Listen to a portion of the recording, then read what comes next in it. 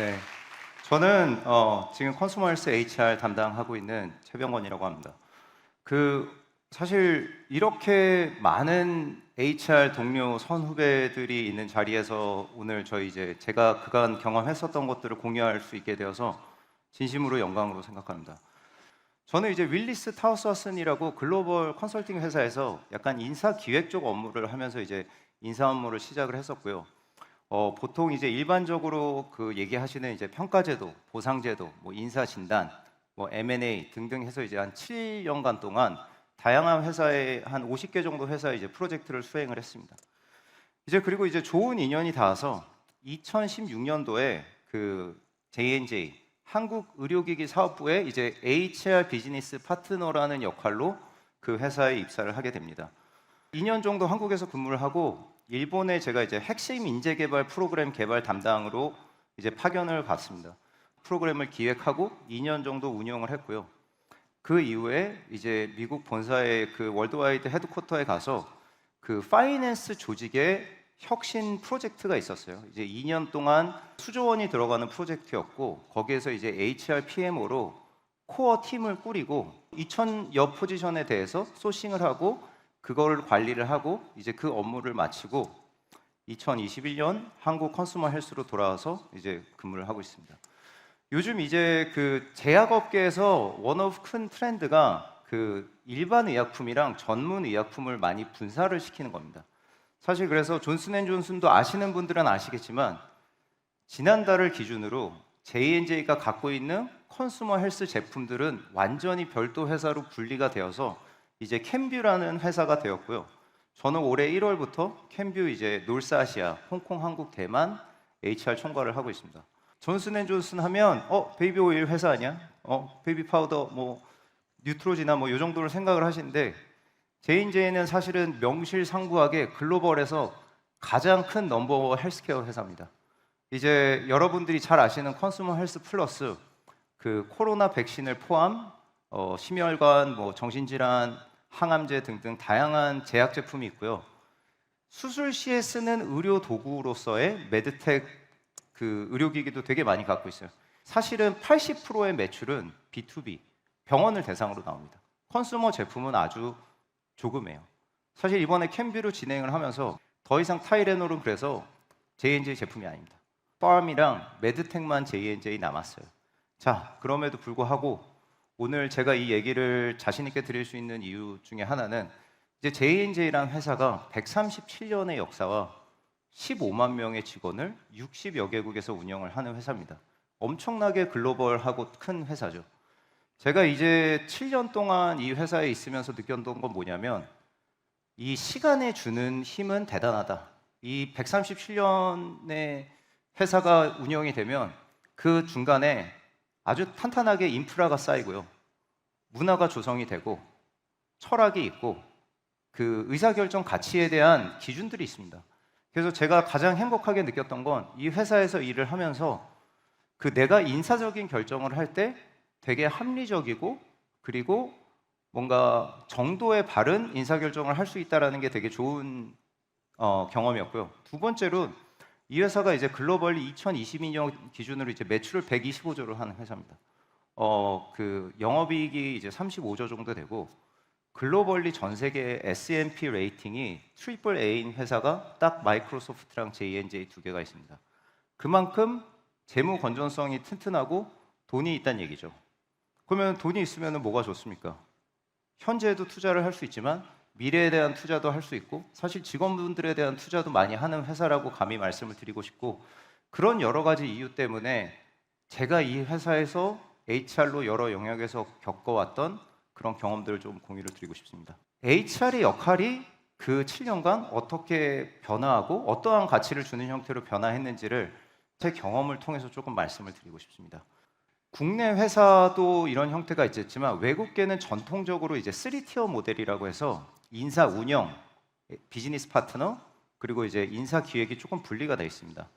그 인사 운영은 전통적으로 얘기하는 채용, 평가, 보상, 뭐 배치, 교육 이런 정기적으로 일어나는 것들을 다 인사 운영이라고 얘기하고 HR 비즈니스 파트너는 조금 더 사업부에서 전략적으로 그때그때 필요한 환경들을 어떻게 만들어줄 수 있는지를 같이 고민하는 일이라고 보시면 될 것 같고요.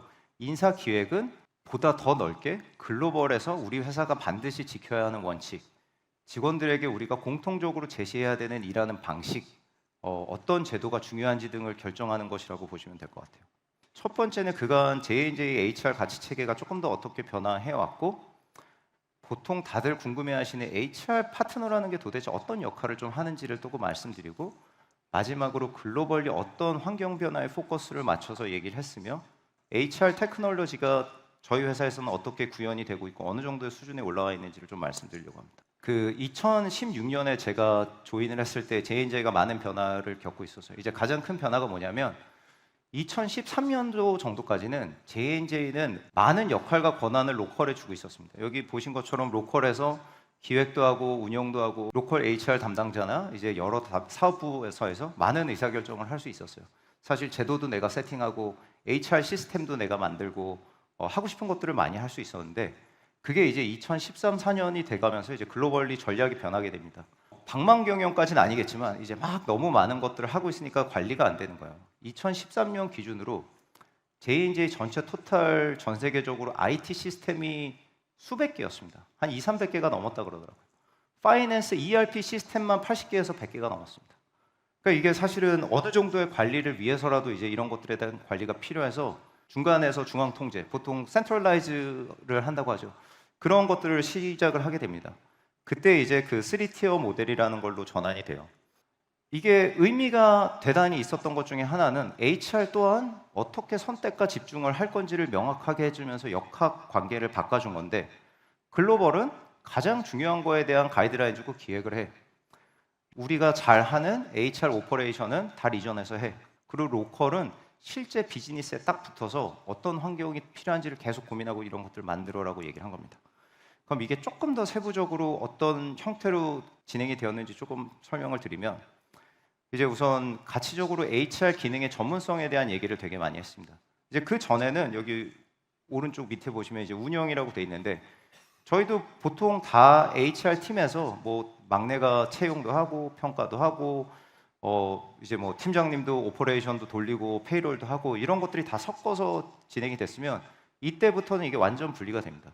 채용은 채용, 평가는 평가, 보상은 보상, HR 데이터는 HR 데이터, 베네핏 오퍼레이션은 베네핏 오퍼레이션만 하고 트레이닝은 트레이닝만 해. 완전 분리가 된 겁니다. 서로 다른 것들을 못하게 했어요. 그러면서 이제 요구를 하는 거는 그런 거죠. 전문성을 쌓아. 그리고 그 대신에 더 많은 나라, 더 많은 스코프를 커버할 수 있도록 해라는 챌린지를 받습니다.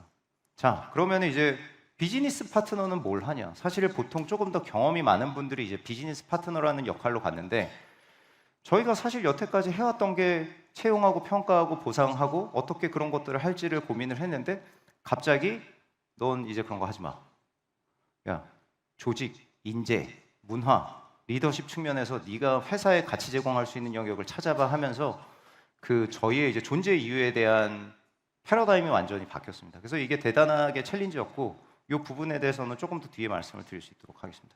이제 글로벌도 그 포커스를 하는 영역이 대단하게 명확해졌어요. 사실 예전에는 다 그런 제도 설계를 했다고 하면 HR 익스피리언스, 어떻게 전 세계적으로 직원들한테 좋은 경험을 줄 거고, 사실 미래를 위한 HRN 이노베이션은 뭐야? 고민해. 다이버시티, 어떻게 우리 회사를 더 포용력 있고 많은 사람들에게 그 인스퍼레이션을 줄 수 있는 회사로 만들 거야. 그리고 이제 글로벌리 우리 회사의 보상은 어떻게 경쟁력을 갖출 거야라는 형태로 진화를 하게 됩니다. 자, 근데 여기에서 이제 이것만 있는 건 아니고 이제 비용 효과성이랑 혁신 및 자동화입니다. 이게 어떤 의미가 있냐면, 여태까지 HR은 가버넌스, 이제 관리를 하는 조직이었으면 적은 돈 혹은 많은 돈으로 훨씬 더 큰 효과성을 낼 수 있는지를 계속적으로 증명을 해야 되는 조직이 된 거예요.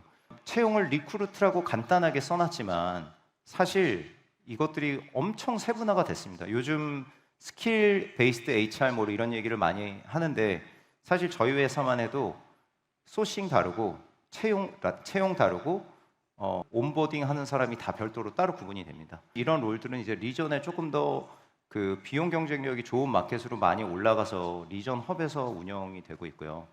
그리고 HR 데이터 매니지먼트나 이러닝 같은 경우는 사실은 디지털 플랫폼으로 되게 많이 넘어갔어요. 그래서 HR 비즈니스 파트너 역할에 대해서 궁금해하시는 분들이 많아서 조금 설명을 드리면, 초창기에는 사실 그렇게 다른지 잘 몰랐어요. 왜냐면 되게 어려우니까. 어쨌든 프로세스 관리를 한 거죠. 사실 채용, 평가, 보상 이런 것들을 어떻게 하면 직원들한테 더 잘 설명하고 전달을 할 수 있을지를 많이 했고, 또 그때만 해도 이제 Great Place to Work, 어떻게 하면 환경적으로 직원들한테 더 좋은 환경을 만들어줄 수 있는지가 이제 키워드였어서 이제 그런 쪽에서 업무를 많이 했던 것 같고, 인재 관리는 어떻게 보면 더 어떤 사람들을 빨리 승진을 시키고 이제 위로 올라갈 수 있게 할까에 조금 주안점을 많이 두었던 것 같습니다. 사실 7년 동안 많은 일이 있었죠.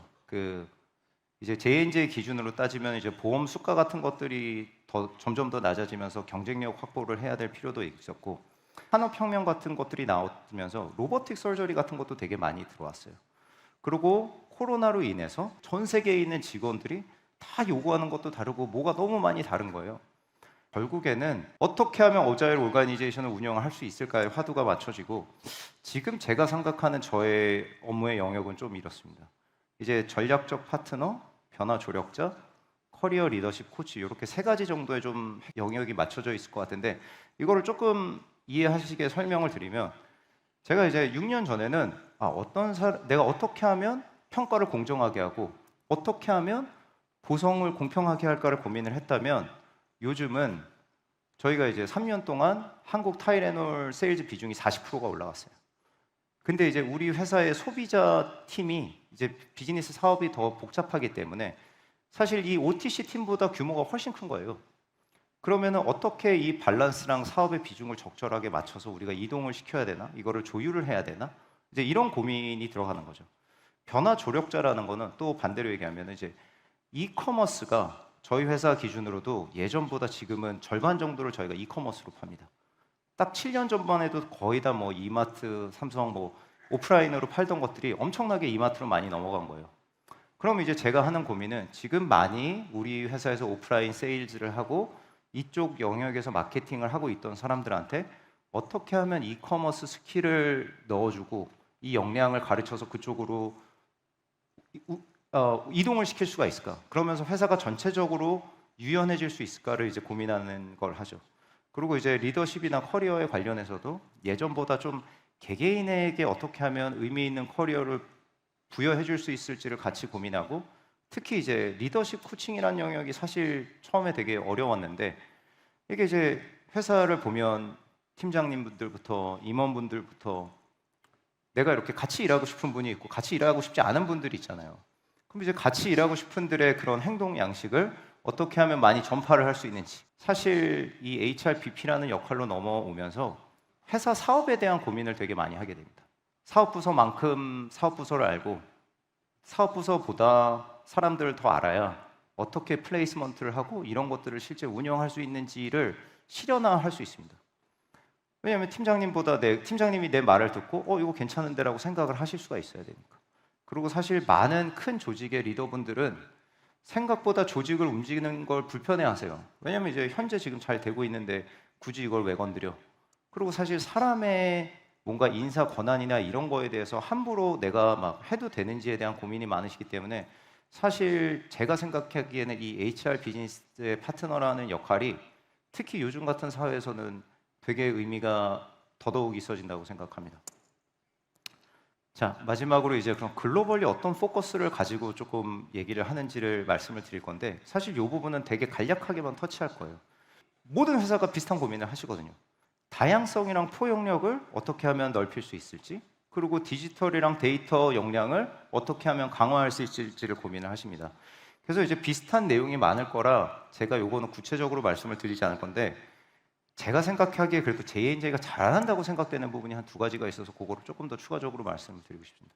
제가 이제 저 어질리티 제일 밑에 왼쪽에 프린시플 및 오브젝티브 드리븐 조직으로의 이동이라는 엄청 복잡하고 이상한 말을 써놨어요. 이게 어떤 의미냐면, 이제 예전에는 이 역할, 아레나를 가지고 얘기를 되게 많이 했어요. 직원들한테 자, 너는 이거고 너는 이거야. 자, 깔끔하게 우리 효율적으로 일하자라는 얘기를 했으면 사실 요즘은 이제 그럴 수 있는 환경이 아닌 것 같아요. 너무 뭐가 많이 변하니까. 그래서 어떤 얘기를 하냐면, 야, 우리 회사가 가장 중요하게 생각하는 우리 회사의 목적은 이거야. 우리 회사의 미션은 이거고, 우리가 같이 이루어야 할 것들은 이런 거야. 그래서 니네 팀의 이제 아까 OKR 얘기가 나왔는데 저희도 이제 OKR을 쓰거든요.